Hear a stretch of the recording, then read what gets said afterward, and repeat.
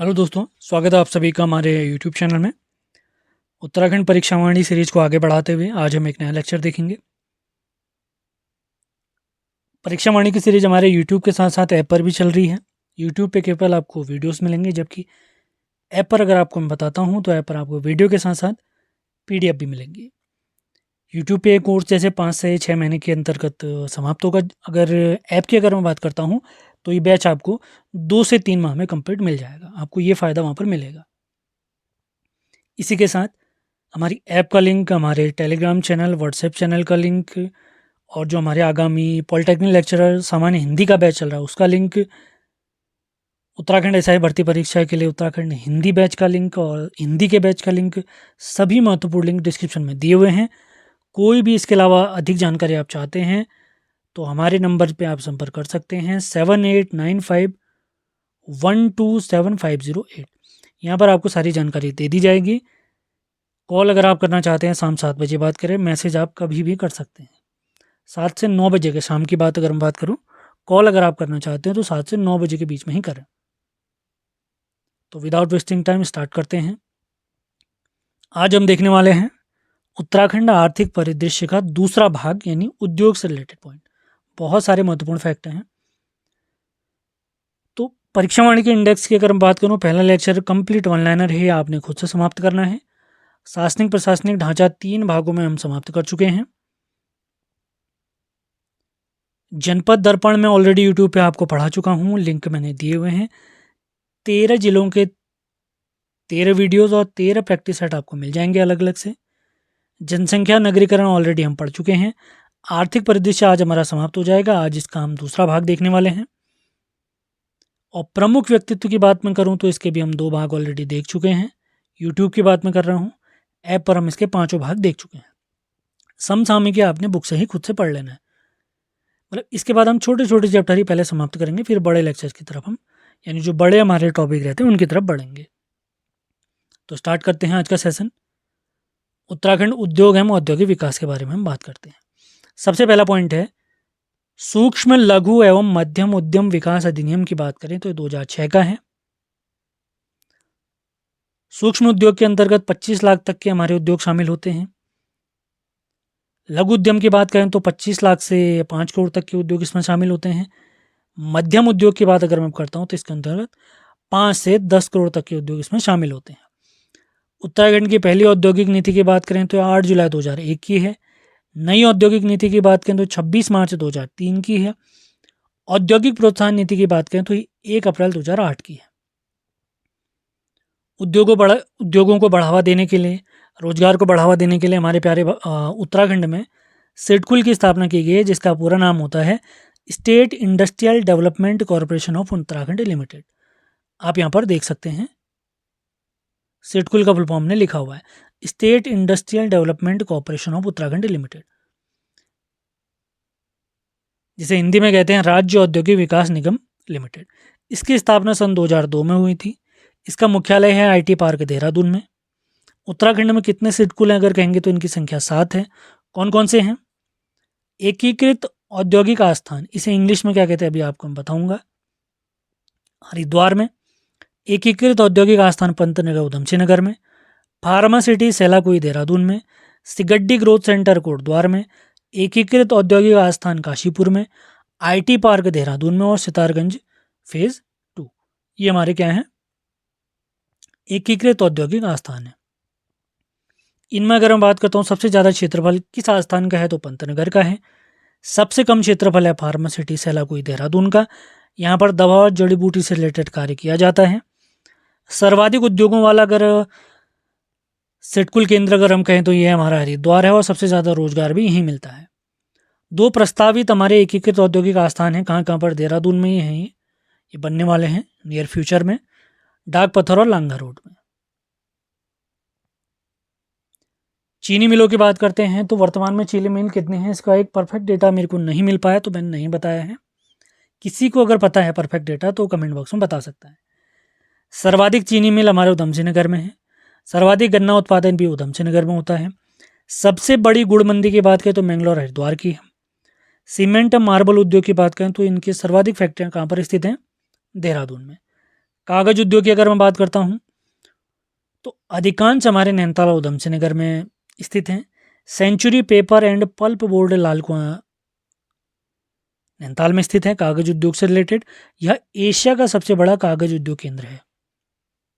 अभी ऊपर हमने आपको बताया था एकीकृत औद्योगिक आस्थान, इन्हें इंग्लिश में कहते हैं इंटीग्रेटेड इंडस्ट्रियल एस्टेट। किताबों में इनका नाम डायरेक्ट ऐसे लिखा है IIE काशीपुर, IIE हरिद्वार। उसका अर्थ ये है इंटीग्रेटेड इंडस्ट्रियल एस्टेट। इनकी संख्या कितनी है? 7 है। स्थापना कब हुई थी? 2002 में। मुख्यालय कहाँ है?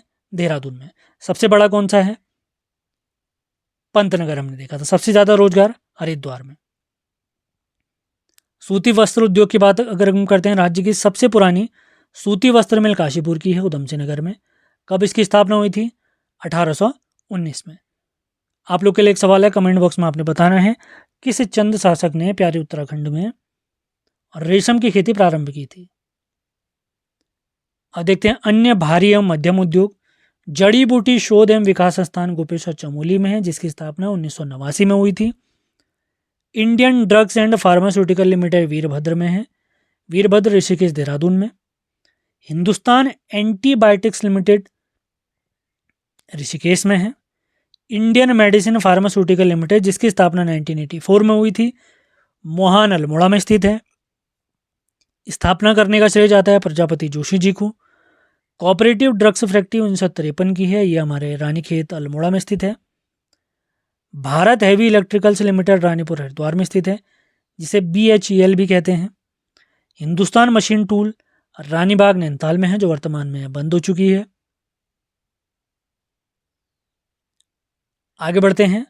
ऑर्डिनेंस फैक्ट्री 1943 से हमारे रायपुर देहरादून में स्थित है। Bharat electronics limited BEL Kotdwar Pauri में स्थित है। Electronics and telephone factory Bhimtal Nainital में स्थित है। वैक्सीन कारखाना पटवा डंगर नैनीताल में स्थित है। अगला पॉइंट, डील यानी डिफेंस इलेक्ट्रॉनिक्स एप्लीकेशन लिमिटेड, ये रायपुर देहरादून में स्थित है। अगला point, Indian institute of Ayurveda for drug research, ये ताड़ीखेत अल्मोड़ा में स्थित है। ये सारे जितने भी उद्योग लिमिटेड आप देख रहे हैं सभी मोस्ट इंपॉर्टेंट है। ऐसे ही लिखना है, ऐसे ही याद भी करना है आपने, कुछ भी स्किप नहीं करना है। अब बात करते हैं रिंगाल के बारे में। हस्तशिल्प, लघु और कुटीर उद्योगों में से एक है रिंगाल। इससे कंडी, चटाई, मोष्टा, सुप्पा और टोकरी इत्यादियां बनाई जाती हैं। चर्म शिल्प की बात करते हैं। इस काम में लगे हुए लोगों को बाड़ही या शार्की कहते हैं।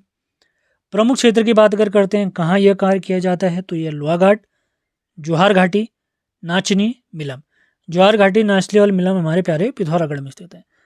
कत्था उद्योग हमारा स्थित है हल्द्वानी में, नैनीताल में। अब बात करते हैं पंचक्की, जिसे घराट भी कहते हैं, जिसका प्रयोग अनाज पीसने में किया जाता था प्राचीन समय में। तो केंद्र सरकार ने पंचक्की को लघु उद्योग का दर्जा दिया अप्रैल 2001 में। अगला point, national institute of fashion technology Dehradun में स्थित है। अगला पॉइंट, राज्य का पहला महिला बैंक देहरादून में बनाया गया, जो कि देश भर की बात करें तो देश भर का 11वीं शाखा थी, 11वीं ब्रांच थी। राज्य का पहला महिला बैंक की बात अगर करेंगे तो देहरादून में। कुछ अन्य महत्वपूर्ण तथ्य भी देख लेते हैं यहीं पर। हरिप्रसाद टमटा परंपरागत शिल्प उन्नयन केंद्र गरुड़ाबाच अल्मोड़ा में स्थित है। सिल्क पार्क देहरादून में है, 2007 से निर्माणाधीन। राज्य का पहला फूड पार्क की बात अगर हम करते हैं तो ये है Patanjali herbal and food park, Haridwar में 25 फरवरी 2009 में इसकी स्थापना हुई। दूसरा फूड पार्क की बात अगर हम करते हैं तो दूसरा फूड पार्क है हमारा महुआ खेड़ा काशीपुर में। ये जो मैंने अंडरलाइन कर दिया इसको याद मत करना, ये गलत है। पुरानी बुक में ये छपा हुआ था, अपडेटेड बुक में यही है। अगला देखते हैं, केंद्र द्वारा स्थापित मिनी स्पाइस पार्क मसाला पार्क, ये भी सितारगंज में है। अगला पॉइंट, रेशम कीट पालन एवं कोकून उत्पादन प्रशिक्षण केंद्र, ये हमारे प्रेमनगर देहरादून में स्थित है। अगला पॉइंट, प्रदेश के शिल्प उत्पादों को बेचा जाता है महाद्री ब्रांड नेम से, वेरी इंपॉर्टेंट। अब बात करते हैं फल संरक्षण केंद्र की, तो फल संरक्षण केंद्र हमारा रामगढ़ नैनीताल में, very important point. Ethanol plant हमारा स्थित है बाजपुर उधम सिंह नगर में। राजकीय आयुर्वेदिक औषधि निर्माणशाला ऋषिकुल हरिद्वार में स्थित है। अगला पॉइंट, लघु उद्योग सेवा संस्थान हल्द्वानी में स्थित है। क्राफ्ट डिज़ाइन केंद्र काशीपुर में स्थित है। अब देखते हैं हमारे उत्तराखंड में चलाई गई प्रमुख नीतियों के बारे में।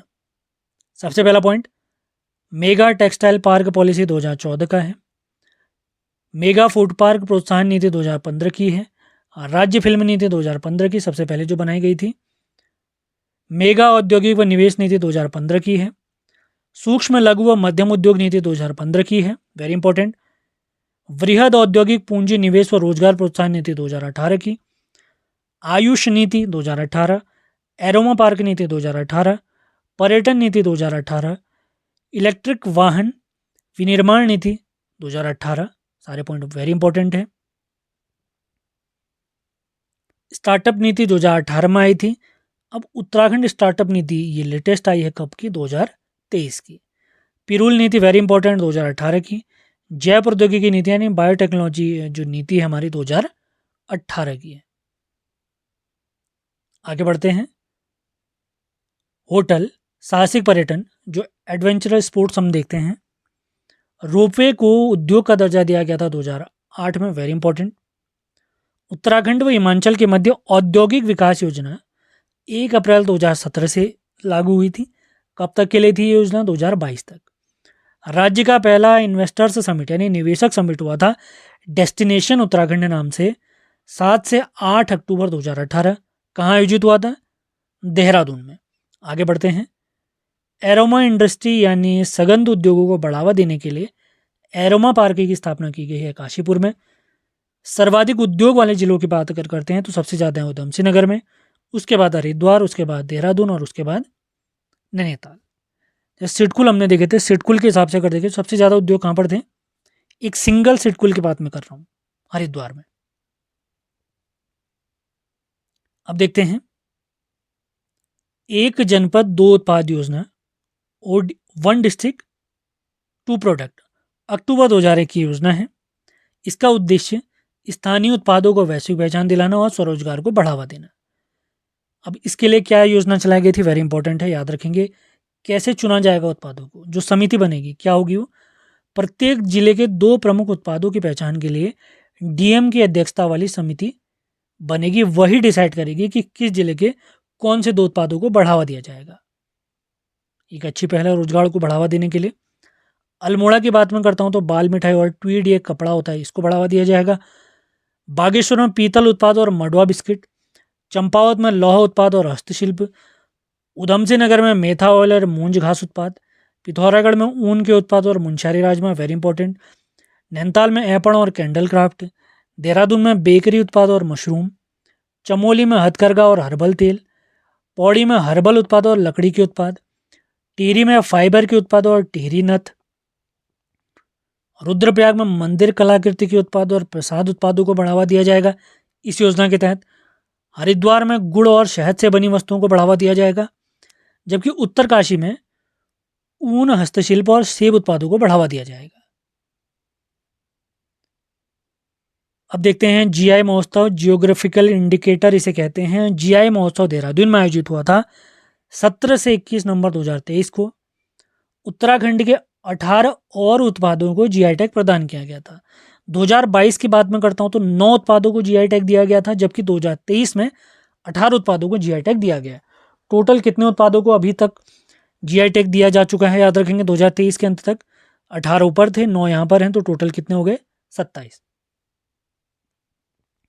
अब जीआई महोत्सव के दौरान जिन 18 उत्पादों को जीआई टैग दिया गया था उनका नाम यहाँ पर है। आपने पढ़ना है, याद हो सके तो याद भी करना है।